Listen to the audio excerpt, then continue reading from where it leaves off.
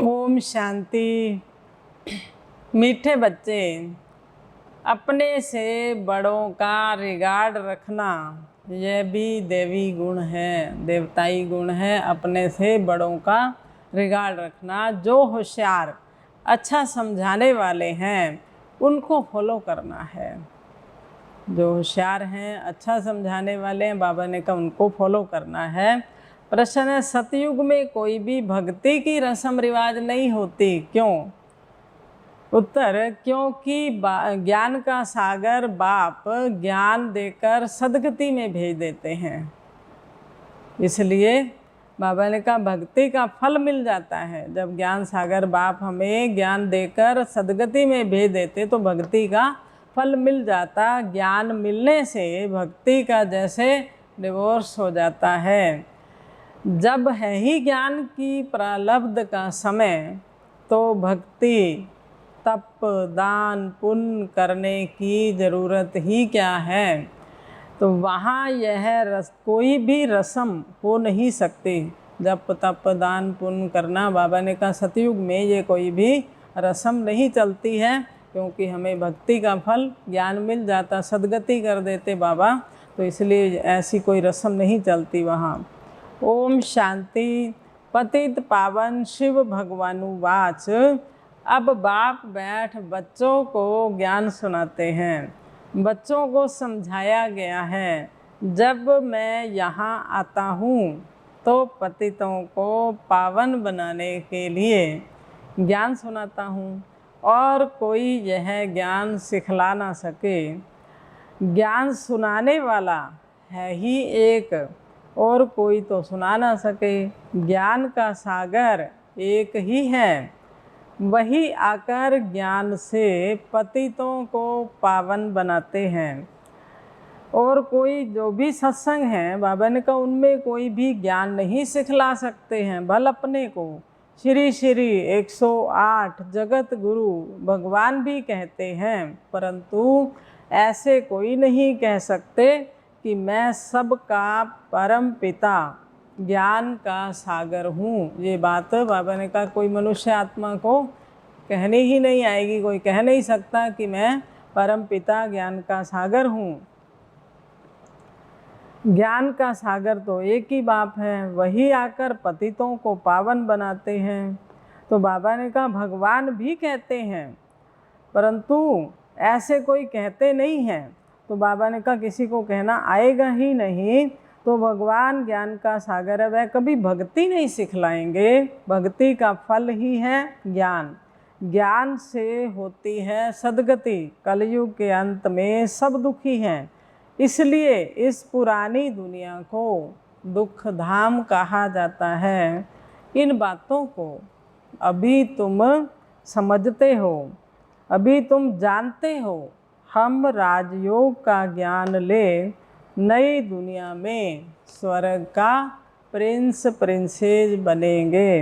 अभी हम बच्चे ये बात जान गए हैं, राजयोग के द्वारा ज्ञान के द्वारा हम नई दुनिया के प्रिंस प्रिंसेस बनेंगे। सर्व को सदगति देता है बाबा आकर के। इस समय सबकी सदगति करते हैं। स्वर्ग को सदगति और नरक को दुर्गति कहा जाता है। हम अपने लिए राज्य स्थापन कर रहे हैं। बाकी जो यह ज्ञान नहीं लेंगे, पावन नहीं बनेंगे, तो राजधानी में आ नहीं सकेंगे, क्योंकि सतयुग में बहुत थोड़े होंगे जो ज्ञान उठाएंगे, पवित्र बनेंगे, वही स्वर्ग में आएंगे। बाबा ने कहा बाकी और कोई तो आ नहीं सकेंगे। कलयुग अंत में जो इतने अनेक मनुष्य हैं, वह जरूर मुक्ति धाम में होंगे, परम धाम में वो आत्माएं रह जाएंगी। तो बाबा ने कहा स्वर्ग में केवल वही पहुँचेंगे जो इस समय बाबा से ज्ञान सुनेंगे, बाबा को पहचान लेंगे, पवित्र बनेंगे। देखते हैं कलयुग का विनाश सामने खड़ा है। अब सतो प्रधान बनना है। बाप ने कहा है बुद्धि योग मेरे से लगाओ तो सतो प्रधान बन जाएंगे, पवित्र दुनिया में आएंगे। पार्ट तो ज़रूर बजाना ही है। जैसे ड्रामा में कलप पहले पाट बज चुका है, भारतवासी ही राज्य करते थे, फिर वृद्धि को पाया, झाड़ वृद्धि को पाता जाता है। भारतवासी देवी देवता धर्म वाले हैं, परंतु पावन न होने के कारण उन पावन देवताओं को पूजते हैं।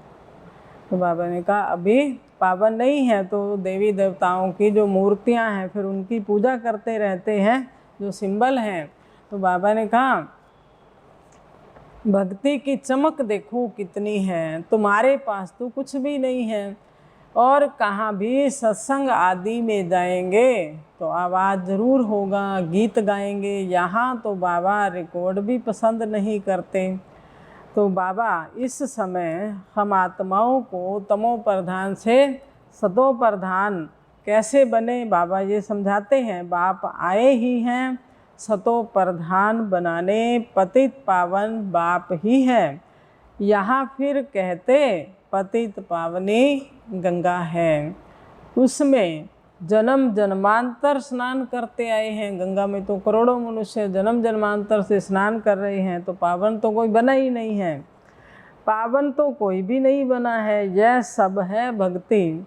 जबकि कहते हैं हे पतित पावन आओ, वह आएगा तो जरूर संगम पर, और एक ही बार आते हैं। एक ही बाप बैठ सृष्टि के आदि मध्य अंत का राज सुनाते भी एक बार हैं, और आकर के सृष्टि के आदि मध्य अंत का राज सुनाते हैं, ज्ञान सुनाते हैं। तुमको खुशी रहती है हम सवदर्शन चक्करधारी हैं, और कोई समझ ना सके तुमको सभा में हम कहेंगे सर्वोत्तम ब्राह्मण कुलभूषण सवदर्शन चक्करधारी।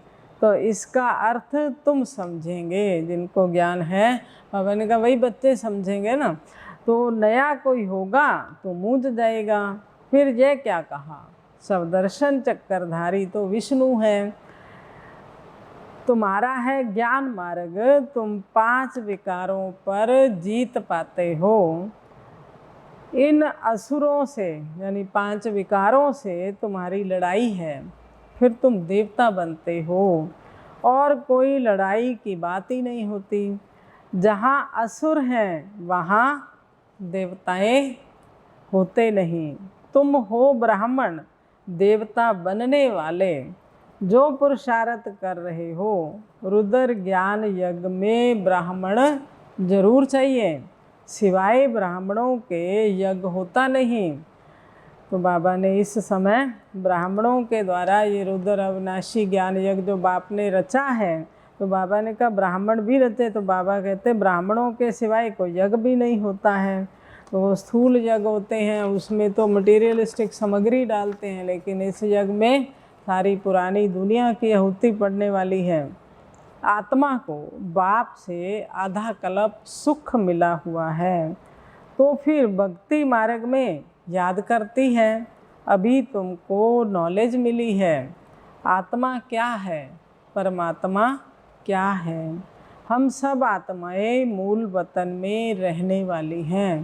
बाबा ने कहा ये ज्ञान अभी मिला है, हम कौन हैं, परमात्मा कौन है, हमारा घर कौन सा है, ये सारा ज्ञान अभी मिला। वहाँ से फिर नंबर बार पाठ बजाने आती हैं। पहले आती हैं देवी देवताएं। कहते हैं क्राइस्ट से पहले देवी देवता धर्म था।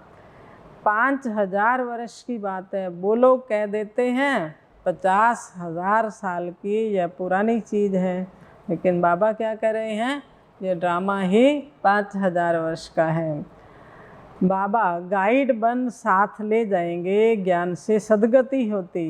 बाप आकर वापिस घर आत्माओं को वापिस घर ले जाते हैं। शरीर तो सब खत्म हो जाएंगे, विनाश होगा ना।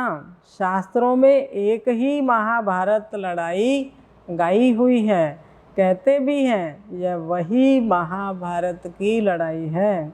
वह तो लगनी ही है, विनाश तो होना ही है।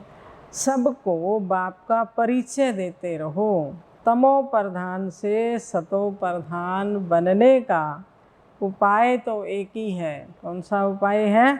बाबा की याद, तमो प्रधान से सतो प्रधान बनने के लिए। बाप कहते हैं मामेकम याद करो तो विकर्म विनाश हो जाएंगे और आत्मा मेरे साथ चली जाएगी। सबको संदेश देते रहो तो बहुतों का कल्याण होगा। अच्छा, मीठे मीठे सिक्की लदे बच्चों प्रति मात पिता बाप दादा का याद प्यार और गुड मॉर्निंग। रूहानी बाप की रूहानी बच्चों को नमस्ते। हम रूहानी बच्चों की रूहानी बाप दादा को नमस्ते जी, नमस्ते जी।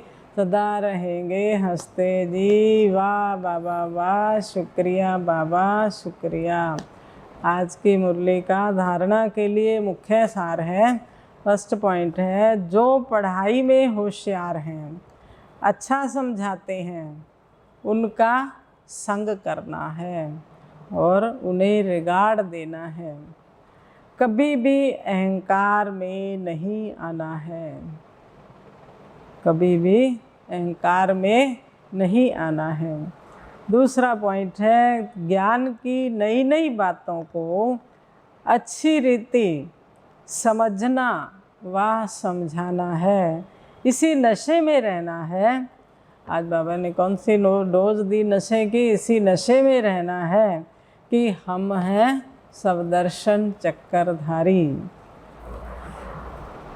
वरदान है, एक बाप की याद में सदा मगन रह, एक रस अवस्था बनाने वाले। एक बाप की याद में सदा मगन रह, एक रस अवस्था बनाने वाले साक्षी दृष्टा भव। अभी ऐसे पेपर आने हैं जो संकल्प स्वप्न में भी नहीं होंगे। बाबा ने कहा ऐसे ऐसे पेपर आएंगे जिनके बारे में कभी सोचा भी नहीं होगा, संकल्प में भी नहीं, स्वप्न में भी सोचा नहीं होगा। तो बाबा ने कहा परंतु आपकी प्रैक्टिस ऐसी होनी चाहिए जैसे हद का ड्रामा साक्षी होकर देखा जाता है। अवस्था ऐसी अचल अडोल हो जैसे कोई स्थूल का नाटक हम देख रहे हैं हमारे सामने, जैसे कोई टीवी में नाटक चल रहा हो हम उसको देख रहे हैं। तो ऐसे बाबा ने कहा कोई भी पेपर आए ड्रामा के अंदर साक्षी होकर देखना है। फिर चाहे दर्दनाक हो या हंसी का हो, अंतर नहीं होता। जब साक्षी होकर के देखते हैं, ड्रामा समझ कर देखते हैं, चाहे वो हंसी का सीन हो तो चाहे वो दर्दनाक सीन हो, उसमें कोई फ़र्क नहीं पड़ता। फिर चाहे कोई का रमणीक पार्ट हो, चाहे स्नेही आत्मा का गंभीर पार्ट हो, हर पार्ट साक्षी दृष्टा होकर देखो। कैसा भी पार्ट कोई बजा रहा है, कोई हंसने का गंभीर परिस्थिति है, कोई हमारी कोई स्नेही आत्मा है, या बाबा ने कहा किसी का रमणीक पार्ट भी है, चाहे दर्दनाक पार्ट भी हो, सब में समान। तो उसको एक रस अवस्था हो, हमारी साक्षी भाव से देखें। परंतु ऐसी अवस्था तब होगी, कब रहेगी ऐसी अवस्था? जब सदा एक बाप की याद में मगन होंगे, तभी साक्षीपन की अवस्था आएगी। स्लोगन है, दृढ़ निश्चय से अपने भाग्य को निश्चित कर दो। दृढ़ निश्चय से अपने भाग्य को निश्चित कर दो तो सदा निश्चिंत रहेंगे, फिर कोई चिंता नहीं। दृढ़ संकल्प होना चाहिए कि मुझे करना ही है, ऐसा भाग्य मुझे बनाना है। तो बाबा ने कहा फिर कोई चिंता नहीं, ना वर्तमान की चिंता तो ना भविष्य की चिंता रहेगी। अच्छा, ओम शांति।